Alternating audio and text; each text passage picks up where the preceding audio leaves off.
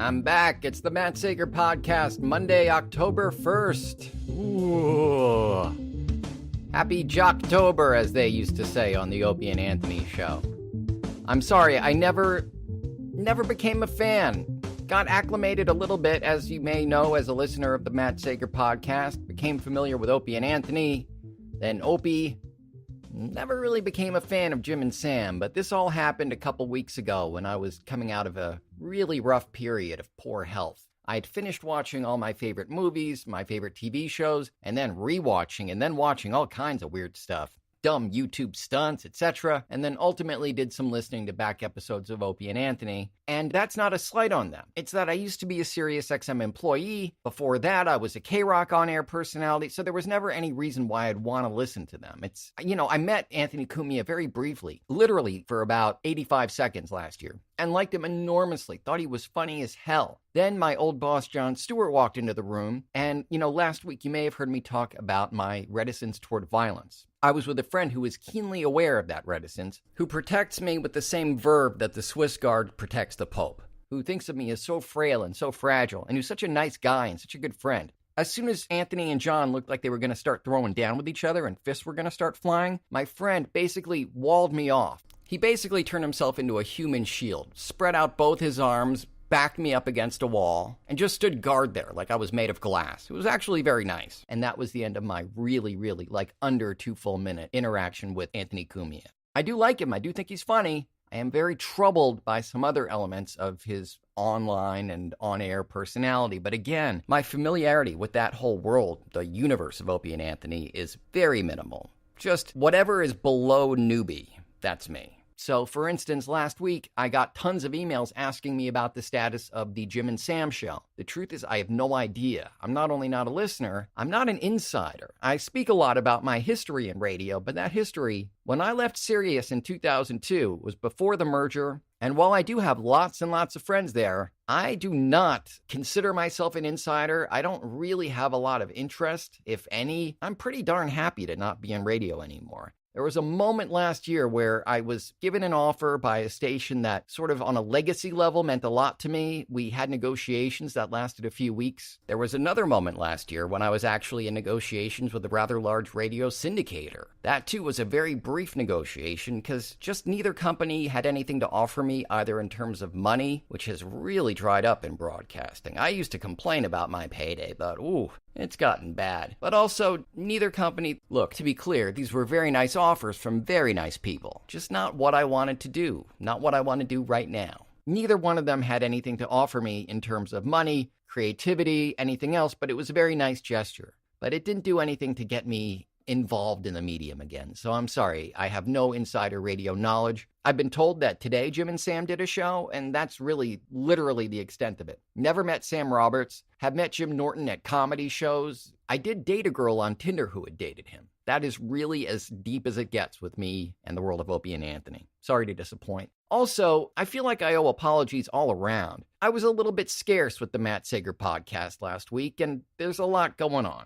I am going through, I don't want to bum you out, but I have been going through what I could only describe as a tragedy and trying to figure out how to deal with that. And in general, this podcast has been incredibly helpful with that, believe it or not, in dealing with it and processing it and thinking about it just enough. And then it's hard to explain, but when the mic turns on, I'm as honest as I can possibly be, but I'm going to stop short of describing the scope of this tragedy to you, other than to say, I'm going to be fine, the podcast is going to move forward, but I did not expect that I was going to have to take a couple days off last week. It's not going to happen again, and I do apologize. Also, last week, I was really upset. This Kavanaugh business, the last show I did before going into reruns was about PTSD, and it is true that among the many reasons I left Sirius was there was an ongoing period in which an executive above me attempted to sexually assault me in front of, look, I'm not trying to call out anyone. Everyone who was involved, to the best of my knowledge, was purged, if not at the time of the merger, then before or shortly after. But there were executives there who just let it happen. Like it would happen in the middle of meetings. He'd yell out, if you don't give me a blowjob, I'm going to beat the shit out of you. And they'd be like, all right, next point. Just like,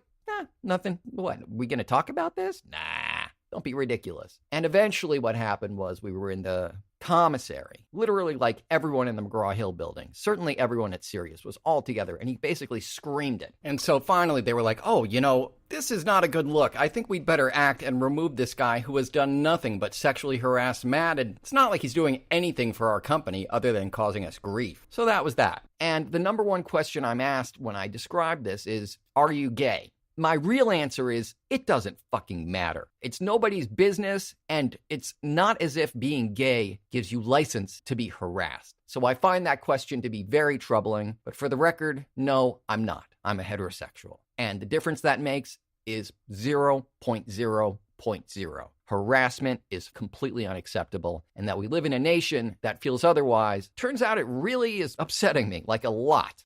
I'm a reasonably attractive, like a little bit, middle-aged guy. So when I think about what it's like to be a girl or a woman, the rage, it's difficult to describe, but I just had to tune out. I really do apologize. From now on, that rage, that anger, everything else, it's going to be harnessed into creative fuel for only more and better episodes of the Matt Sager podcast. It's not going to hold me back. It's going to propel me forward. The other thing I want to say, while I'm on a roll about apologies, I kind of want to apologize to Tom King. The episode I did, Kavanaugh and King, was the last episode I did before checking out for a slightly long weekend. I described a comic he wrote called Heroes in Crisis that I did and continue to feel paints post-traumatic stress disorder and its sufferers in a really silly, negative light. But a couple of friends of mine pointed out to me that all of his work has been clearly about post-traumatic stress disorder, has been informed by it, has on some level been about it, and has clearly been, and apparently King's been vocal about this and I just didn't notice, but he's been upfront about the fact that part of what he's doing in his writing is channeling his own PTSD. And while I still feel that it's not a good representation, in my view, of how PTSD works for me, how insulting must that come across to a Tom King? We all experience these things very differently. When people have said to me, what are you making such a big deal about? It happened, it's over. I get enraged, and I think rightly so.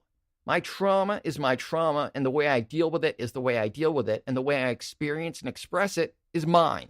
Tom King is owed all of those same rights. The fact that it doesn't rub me the right way, doesn't change his experience, doesn't belittle his experience, just means I'm not grooving on his comic and I feel like it's not representing what PTSD is for me. I'm not going to judge another sufferer. Hell no. And to the extent that I did, I really apologize and withdraw any of those comments. Not the stuff about, this is not what PTSD is for me, but it really is. It's part of what makes it so goddamn demonic. It's a different thing for every different kind of person. The way I experienced PTSD, the things that caused me to suffer it, the age I was at when I first began suffering it, I can't imagine how different that is than how it went for Tom King, who again was an intern at Marvel and DC Comics, I think both companies, you can correct me if I'm wrong, and then was a CIA operative experiencing all kinds of stuff I can't even imagine, just as he couldn't imagine the stuff that I've been through. I don't mean to be all hippie about this, but we really do all have our own grooves going, and I'm not going to shit on Tom King's groove. I think he's an amazingly talented guy, and that's really the extent of it.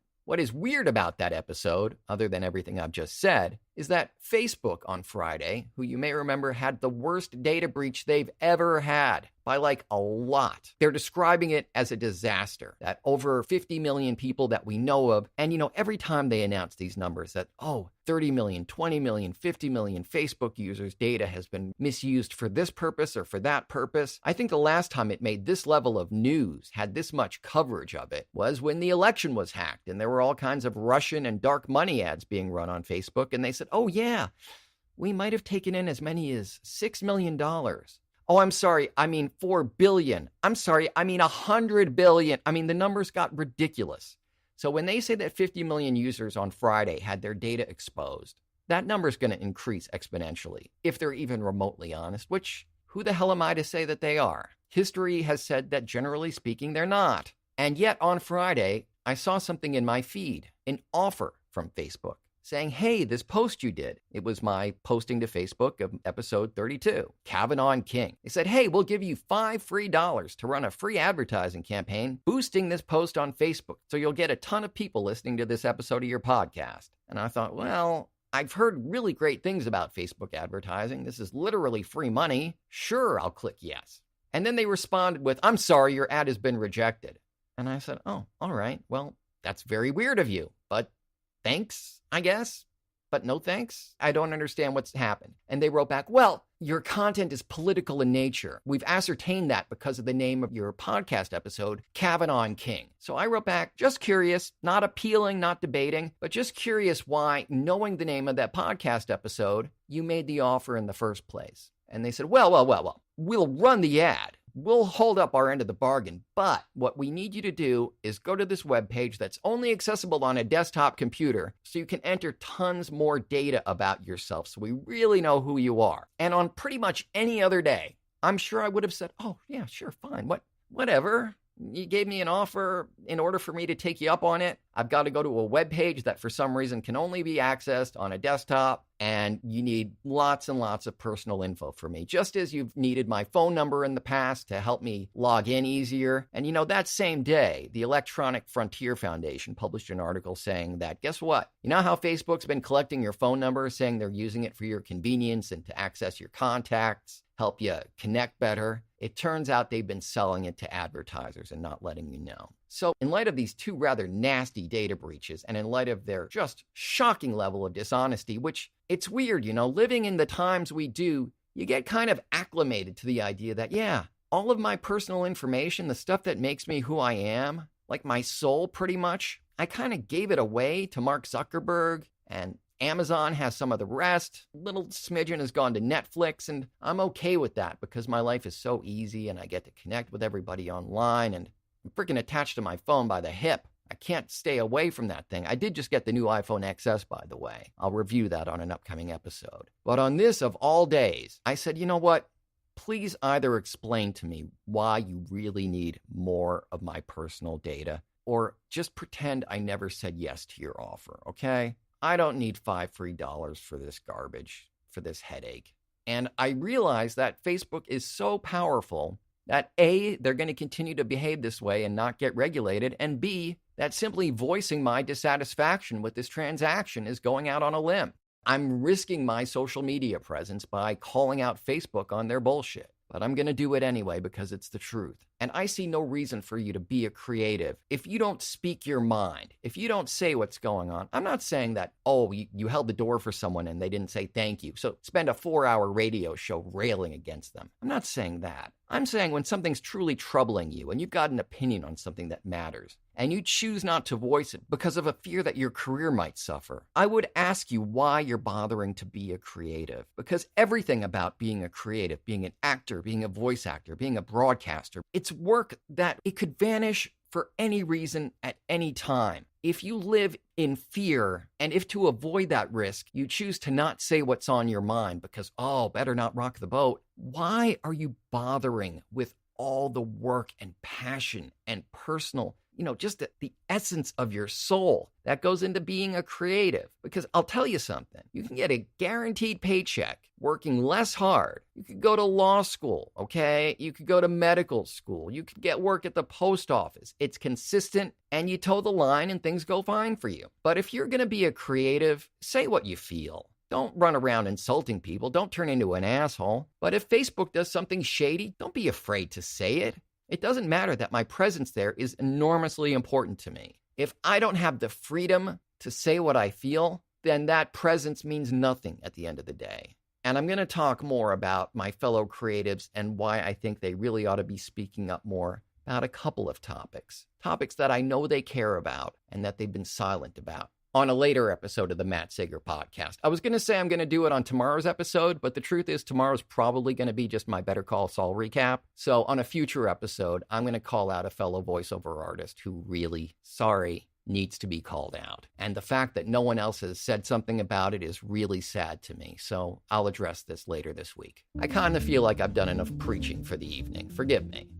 Hit me up on social media, why don't you? Twitter's @MattSager. Instagram's Real Matt Sager. Facebook is The Matt Sager. My voiceover page is Matt Sager VO. This podcast page is Matt Sager Podcast. You can also email me, matt@mattsager.com. You can call me, leave me voicemails, 646-535-4788. And if you want to hear my voiceover reels, back episodes of this podcast, read my articles, blog posts, get all kinds of stuff related to Matt Sager. Basically, my hub. Go to mattsagervoiceover.com.